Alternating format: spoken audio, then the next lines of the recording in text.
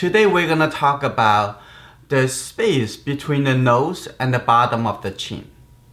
Where's the location of the mouth and how we divide the space. And let's take a look. There's one of my students.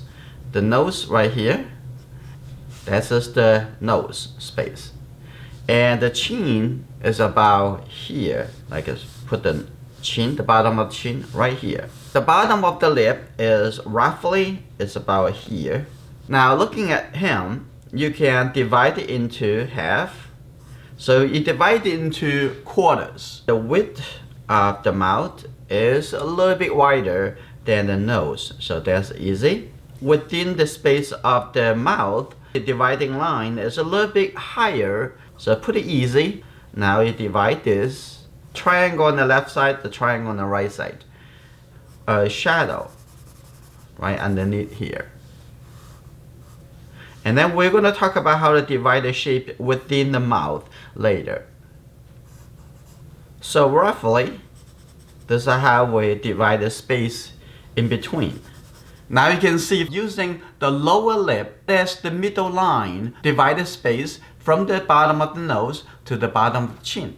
Let's take a look at a couple more samples.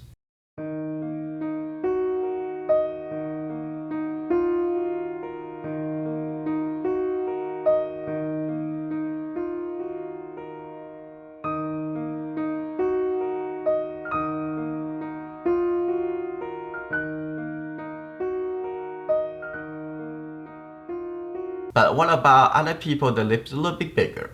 Let's take a look at a photo of another student. So her nose is here. Let's draw the line.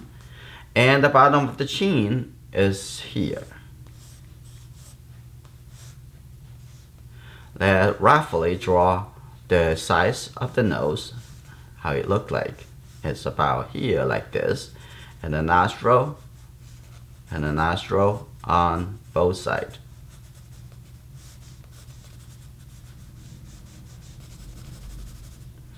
Okay, that's roughly how the nose looks like. Okay, now from here to the bottom of the chin, say right here, we can roughly divide it into 5 equal space. 1, 2, 3, 4, 5. Okay, move this a little bit higher. So now you see 1, 2, 3, 4, 5. This is the middle line dividing the upper lip and the lower lip of the mouth. And this is actually a little bit higher on her. So I'm gonna put this curve a little, upper lip, that's the lower lip, 2 space for the chin. For her, the lower lip a little bit thicker than that. So we can actually move that down a little bit.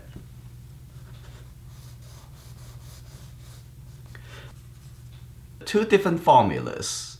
One is, if some people, the lips a little bit thinner, and you're looking for maybe the lower border of the bottom lip, divide the space here into half. For some other people, you maybe use the rule of 5. Let's take a look at more people.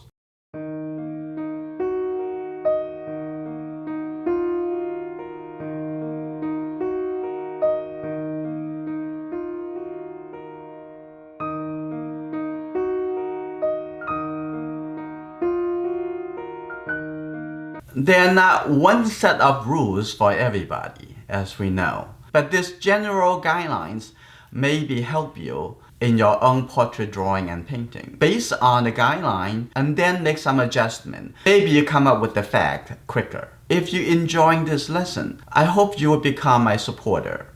Become our learning member in enjoyingart.com and share with other people. I will see you in the next Portrait Basics.